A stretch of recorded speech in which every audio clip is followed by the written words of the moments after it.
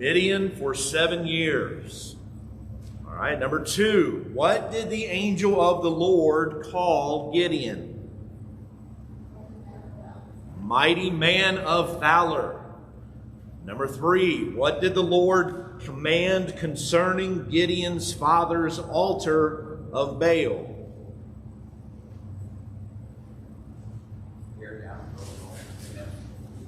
Tear it down, build an altar to the Lord, and even use the wooden image as the fire for the sacrifice. All right, number 4. What did Gideon want as proof that God would save Israel by his hand? Dew on the fleece, but dry on the ground around it. And then he got it, right? It wasn't enough for him, was it? And so then he said, well, okay, I see that now. Tonight, when I wake up tomorrow, I want that fleece to be dry, but I want dew all around it. So he tested or verified that God was the actual source of the command a couple of times. All right, number 5. How many remained after the fearful and afraid were sent home? 10,000. He started with 32,000, and 22,000 of those went home after they found out that they were afraid. All right. How many remained after the test of drinking water? 300. From 32,000 to 10,000 to 300. All right. Number 7. Who pursued the Midianites?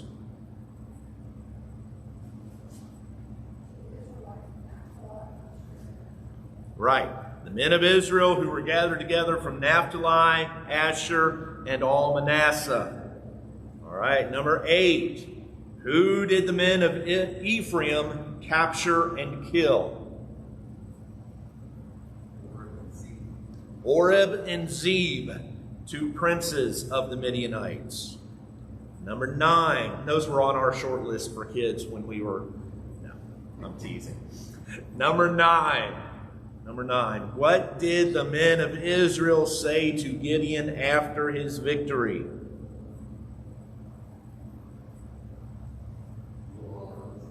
Rule over us. Both you and your son and your grandson, they were looking for somebody to rule. What became a snare to Gideon and to his house?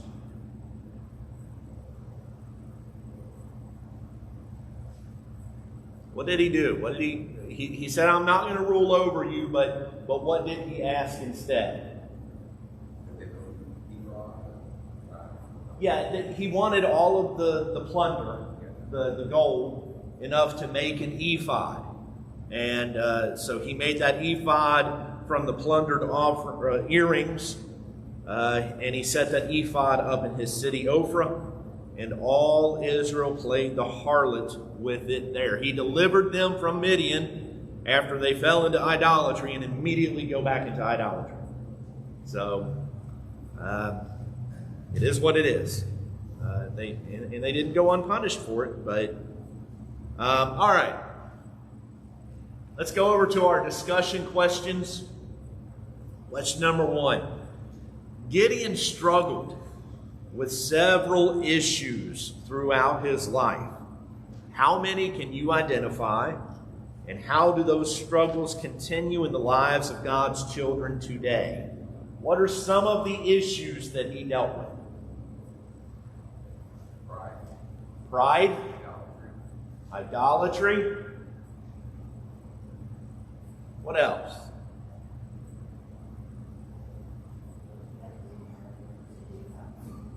Sorry? He felt inadequate. Now, did he really, or was he using an excuse? We don't know for sure. But when God first appeared to him, the angel of the Lord appeared to him, look at everything. Woe is me, right? Look at how bad we have it. And really, they did have it bad. They were greatly impoverished. But he doubted that God was still with them. And then the angel of the Lord says, you're going to deliver Israel. I can't do that. I'm not up to the task. I'm inadequate. That's a perfect word for that. He struggled with trust. He struggled with fear. He struggled with inferiority, insecurity, excuses, materialism, which led to idolatry. You know, how many of these things do we still struggle with today? If we're really being honest, we see these things constantly, not just in the lives of others, but in our own lives, don't we? There are times that we want to help God out, maybe, just like Abraham and Sarah did. We want to try to do this or do that to make it easier for God. And that's not the way it works. We have to trust God at His word to do what He says. We look at how Gideon deals with these issues, how God worked with him despite these issues. And we can take heart because we know that God wants us to overcome these very attitudes in ourselves. Gideon lived in a time of great poverty, but he did not withhold anything as he offered that unleavened bread, the meat of a young goat, and broth to his divine visitor before even realizing exactly who he was. He understood that his visitor was important, but it was not until the meat and bread were consumed as fire rose out of the rock that Gideon recognized him as the angel of the Lord himself. The message that was delivered to Gideon was met with doubt. He's told that the Lord is with him. But Gideon says, now the Lord has forsaken us, delivered us into the hands of the Midianites.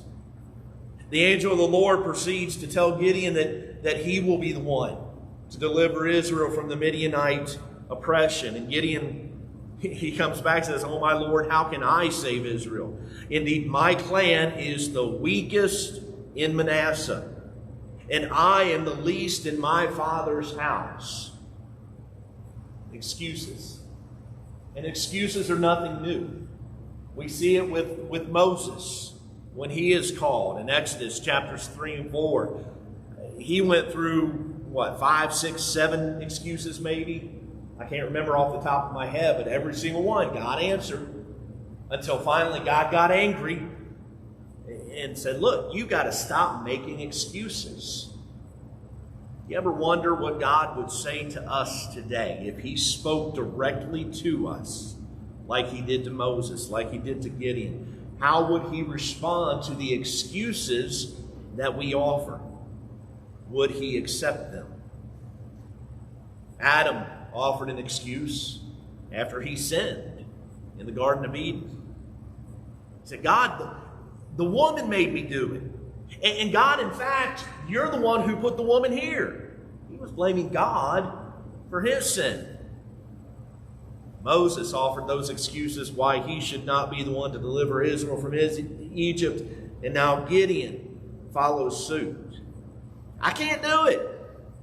I'm too weak. I'm not good enough. And really, he was right. Alone, Gideon couldn't do it. But Gideon with God, nobody could beat him. Gideon was too weak. But Gideon with God, there's nobody stronger. Gideon was not good enough. But Gideon with God was more than good enough. God made him who he is. God made us who we are. He has given us whatever abilities we have. We must use what he has given to us. Gideon was tasked with the destruction of his father's idols. Going against family, it's never a pleasant experience. Gideon was fearful of his family's reaction, so he sought the cover of darkness to accomplish his mission. Yet he was not able to keep the matter secret. The men of the city were ready to kill him for his actions. His father, Joash, stood up for his son and reasoned that Baal can protect himself, saying, if he is a god, let him please plead for himself, because his altar has been torn down. How often do we accuse God of abandoning us? We struggle with health issues, relationship woes, feelings of inadequacy at work. We blame God. We need to be honest. We need to look at our lives. We need to see if maybe we have it backwards. See, God promised that He would never leave us nor forsake us. If He is truly absent from our lives for some reason, we need to recognize that He's not the one who left. We are. We also need to recognize that the struggles we face, they don't necessarily point toward a separation from God. It could be that He is preparing us for something by allowing us to undergo some trials, some tribulations. And those trials are building character that we may need in the future. In James chapter 1, verses 2 through 4, James says, my brethren, count it all joy when you fall into various trials, knowing that the testing of your faith produces patience. But let patience have its perfect work, that you may be perfect and complete, lacking nothing. Romans chapter 5, verses 3 and 4. Not only that, but we also glory in tribulations, knowing that tribulation produces perseverance, perseverance character, character hope. We need to recognize these trials and tribulations, struggles that we go through, perhaps as character building trials, character building incidents that will help us in the future. So let us withhold nothing in our service to God, but recognize His will, His promise, and serve Him with integrity and zeal. Any other comments? Question number 1. David.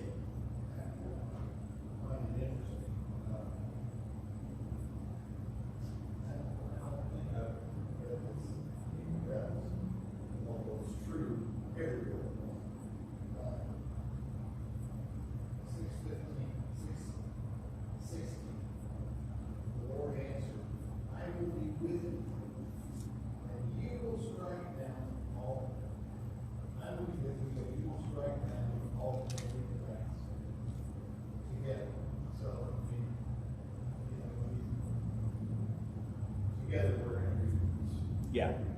And I don't recall seeing that written that way. Okay. Yeah. God's pointing out it's a group effort. Even if the group is only 2, as long as God's part of that group, He's going to win. Yeah. That's a good point. With God, you are never the minority. You may be numbers-wise, but not power-wise, because God is more powerful, infinitely more powerful, than any opponent we may face. Any other thoughts on question number 1? All right, number 2. Gideon called the altar that he built to the Lord is peace. Or if you have the King James or American Standard Version of 1901, Jehovah Shalom. Discuss this appropriate designation of the Lord. What do you think of when you see that phrase, the Lord is peace? Shalom. Shalom is much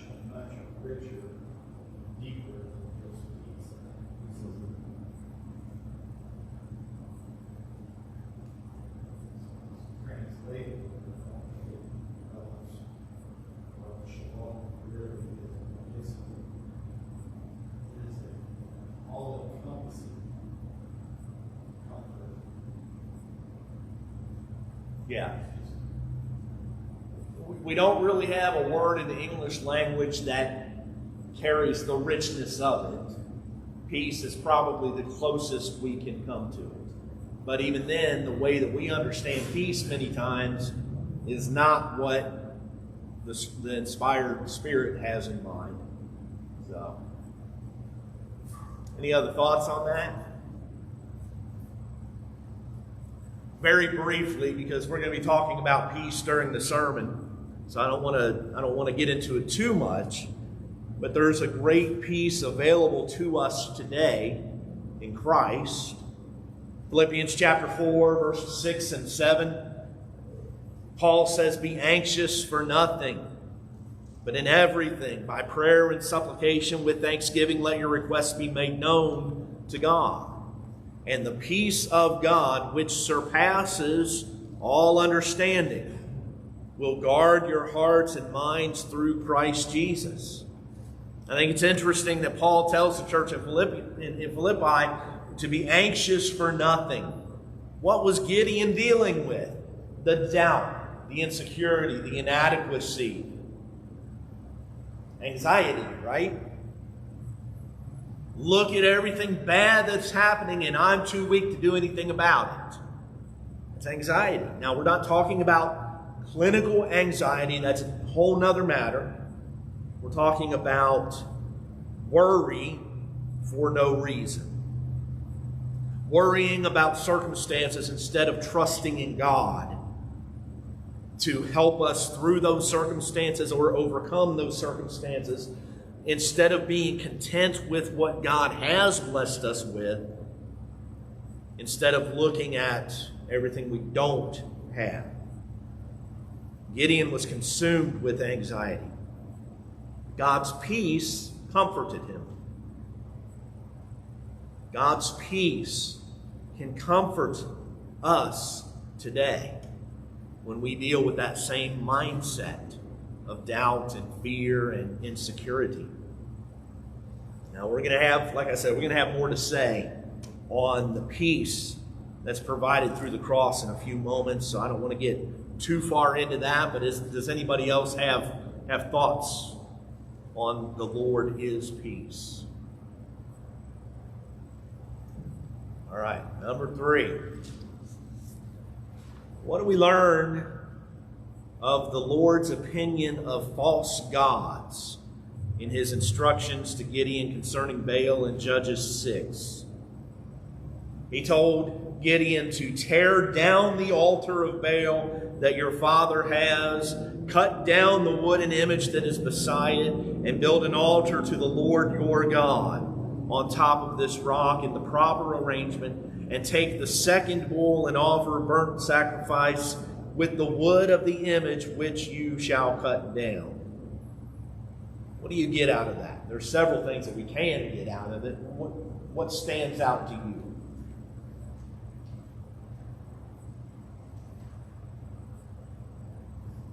God saying, I am the first. Yeah. I am the first, but in so much as that,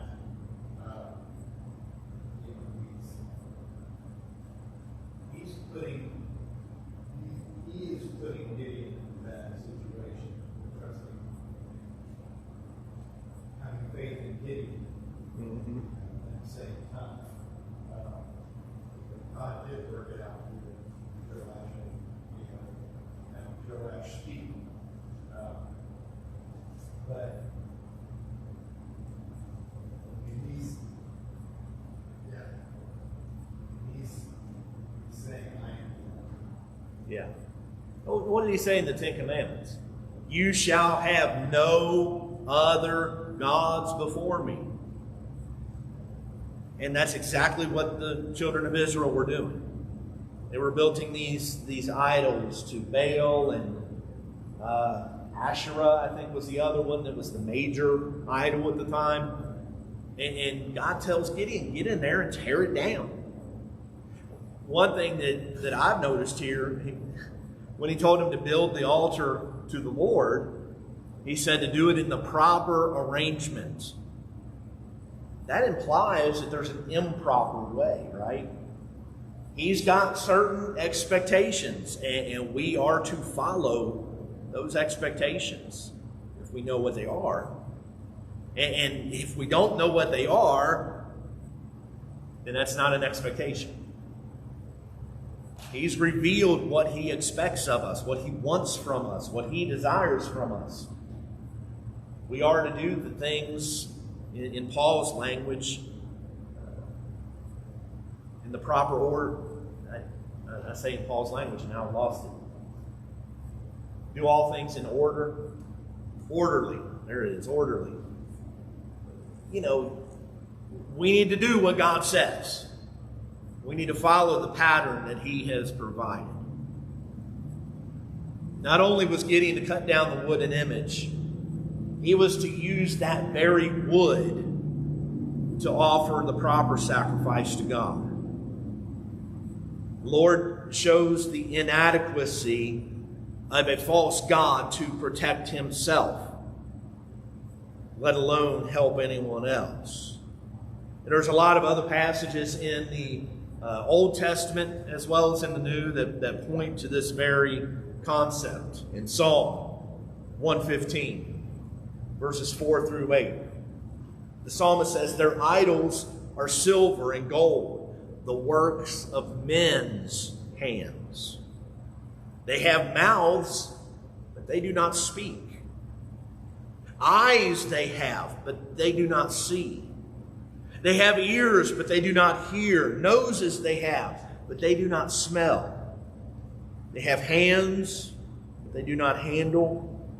Feet they have, but they do not walk, nor do they mutter through their throat. Those who make them are like them. So is everyone who trusts in them." Those false gods, those false idols, they have no power to do anything, and they're not creative beings. They are in fact created. God isn't created. He's the creator. You recall the contest between Elijah and the prophets of Baal? In 1 Kings chapter 18, verses 25 and following, Elijah said to the prophets of Baal, "Choose one bull for yourselves and prepare it first. For you are many, and call on the name of your God, but put no fire under it." So they took the bull which was given them, and they prepared it and called on the name of Baal from morning until even until noon, saying, "O Baal, hear us." But there was no voice. No one answered.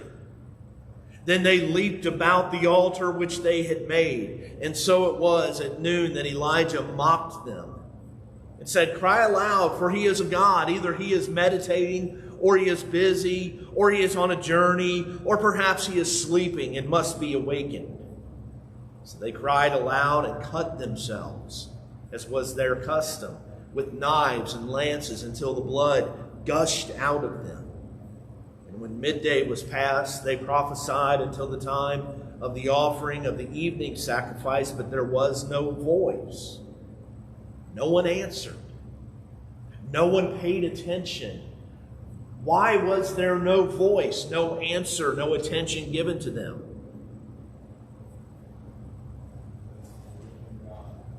Because Baal doesn't exist.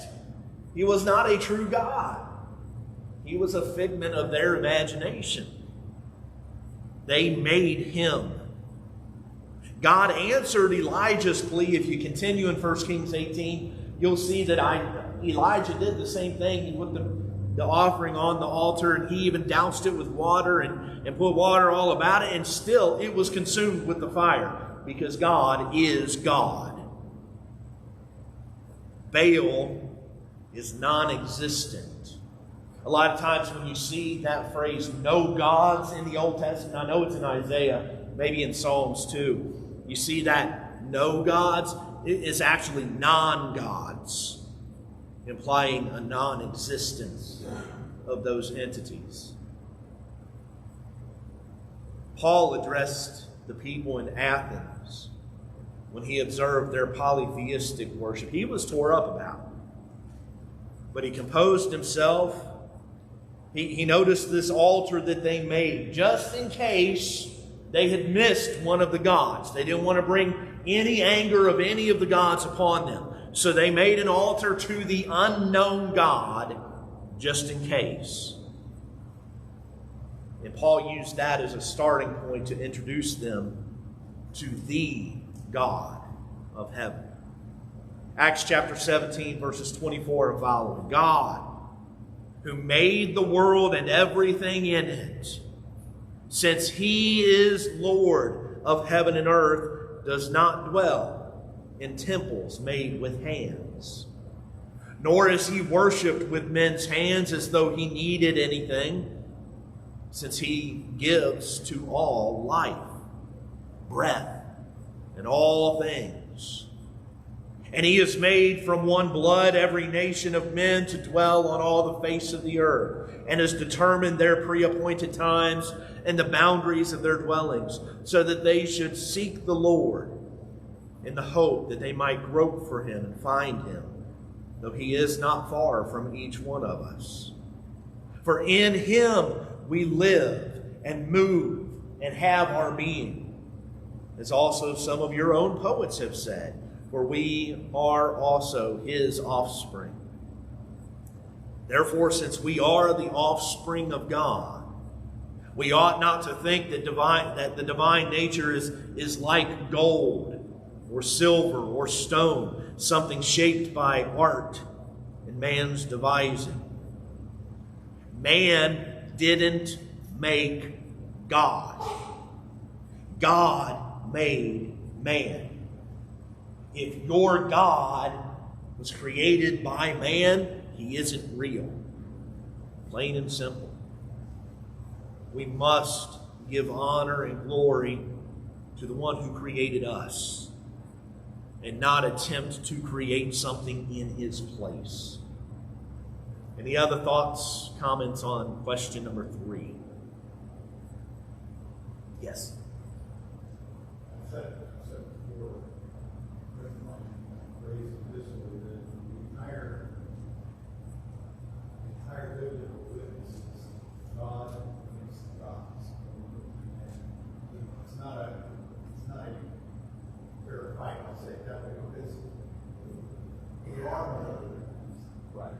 There aren't, but it's the heart of man that he's battling in that. The heart of man runs after these gods that man creates because they have to have something. So for tangible, Yeah. we have this innate desire to have something tangible we can touch, feel, hold, and all that. You know, and that's part of the Israelite community wanted God to be subject to them, and they determine, they decide how things are going to go. God is saying, no, I'm God, and this is how we do. And that's the entire thrust of the side thrust of the that it's, it's God against the gods. Yeah. And it's always been that way throughout history. Yeah. And we still deal with this today. It's not gods in the sense of Baals and Asherahs and things of that nature, at least among Americans. I know there's Buddhas and such as that around, but in quote-unquote Christian society, what are the gods that we deal with? What's the big one? Covetousness, right? Money. That's the huge one. Paul, he says in Colossians 3:5, covetousness is idolatry. We need to recognize that. When we chase after something that is created by man, and that's what money is, it's created by man, power, our status, our standing, our whatever it may be in society, God doesn't care about those things. We need to bring ourselves into subjection to His will. Romans 12, 1 and 2 talks about offering our bodies a living sacrifice to prove His will. Don't be conformed to this world, but be transformed by the renewing of your mind. We need to focus on what God demands and not what we desire. And that's modern day idolatry, is that power and prestige and the padding of the bank account and those things. So we need to be careful we don't fall into those traps. All right, question number 4. What lessons can we learn from the soldiers who passed God's tests in Judges 7? What were the 2 tests? The first one was, of the 32,000. Are any of you what? Are you fearful? And 22,000 left because they were fearful. And then that second test. The water, right? Some lapped like a dog. They scooped some up into their hands and lapped like this. And others got down on their knees and basically put their face down in the water. And 300 passed God's test. What can we learn from those tests? Does fear have any place in the church among God's people? No. We come into situations that create fear all the time. We need to trust in God and overcome that fear. His presence and power were made clear in Judges chapter 6. There's the appearance of a prophet, a visit from the angel of the Lord, the destruction of the Baal cult site on Gideon's father's land, replaced by the altar, the offering to the Lord. There's the positive response to Gideon's call for troops. God's response in the matter of the fleece. His power was on display in chapter 6. And He alone would be responsible for the upcoming victory. He prevented the Israelite soldiers from claiming victory through their own power by reducing the size of their force from 32,000 to 300. Fear. Putting together an army of 32,000 was pretty impressive, but there was a concern that Israel might take the credit for the defeat of Midian with such a number. So God said there are too many soldiers. He told Gideon to weed out the fearful. Why did they need to be weeded out? Weirded out too, but why did they need to be weeded out? Number one, fear is contagious, isn't it? If you've got a soldier over here who's cowering in fear, what's the guy right next to him going to do? Well, I'm not so sure I should be out here next to him. And it's going to go all the way down the line. It's contagious. Second, people are timid. The people that are timid see nothing but the danger. The ones that would be afraid could see nothing but the size of the army in spite of what God had said about it. There's too many of them. We're going to lose. Their weapons are bigger. Their leader is more qualified. Their soldiers are trained. We don't have a chance. They're going to see that danger and not the opportunities that are presented to them by God. Third, fear weakens efficiency. Fear can hinder the Lord's army still today. Rather than fear, let us recognize God's power and might, and let us stand firm on His promises. Psalm 56 and verse 3, whenever I am afraid, I will trust in you. I think it's natural to feel fear. But our trust in God must be greater than our fear. 22,000 soldiers left the army that day because of fear. And then we've got the second test that separated another 300 out from the 10,000. Only 300 men left, putting their hand to their mouth. All the rest of the people got down on their knees to drink water. There's a lot of opinions about the significance of the water drinking method.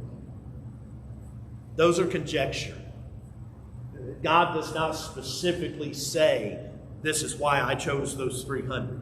It could have been nothing more than, I wanted the smaller number. Possibly. But when we look at it, we see, okay, you lap like this, you still got your eyes out alert, looking around. If you're down on your hands and knees with your face in the water, you're not ready to attack or ready to defend yourself even if somebody attacks you. So there's a thought that perhaps it showed a level of alertness, that you're able to look out and be ready for whatever comes your way. Maybe that had something to do with it. But like I said, maybe it was nothing more than God knew that only 300 would do it a certain way, and he wanted a lower number to prove his power, to show that it was his might that overcame the Midianites. That's the ultimate lesson in all this. It is God's power. It's not our own. Whether we are talking about resisting temptation or teaching the gospel, whatever it is, it's not our power that accomplishes these things. Romans chapter 1, verse 16. I quote this verse all the time, try to remind people of this. I'm not ashamed of the gospel of Christ, for it is the power of God unto salvation. For everyone who believes, the Jew first, also the Greek. It is not the messenger's power. It is the power of the message. The gospel is the power, not the person presenting the gospel. Let us never be afraid or ashamed of God's power. He must always be praised and given the glory and the credit for what he has done and for what he continues to do. Any other questions, comments on number 4? All right, number 5. What temptation was placed before Gideon in Judges 8:22, and how did he respond? Do we respond in the same way today?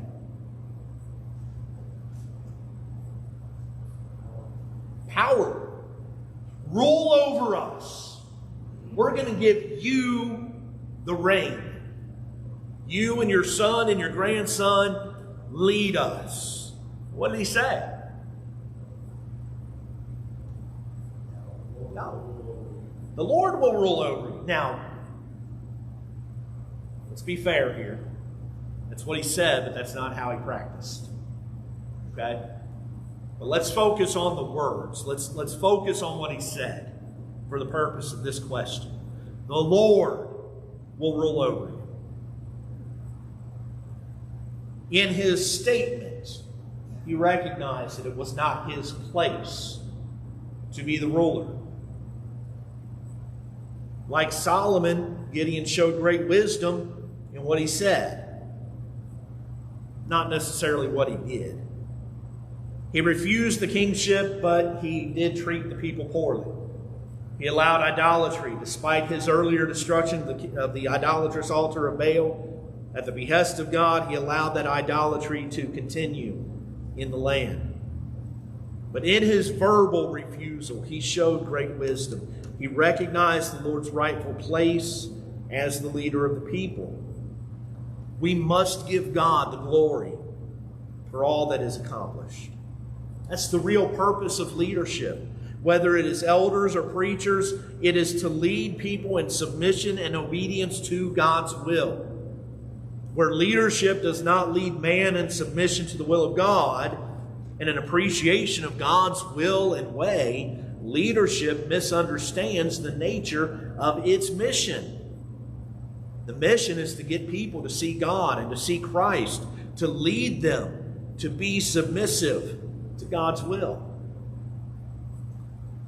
Let's apply this to our situation. What is the kingdom of God today?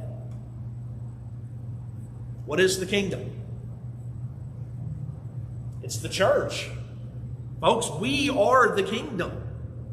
We are the kingdom. Jesus is the head of the church. It's His church. It's not my church. It's not your church. We're associated with it, but it belongs to Him. He possesses it. There's a lot of denominational influence that comes with that phrase, your church. I'm sometimes asked, where is your church?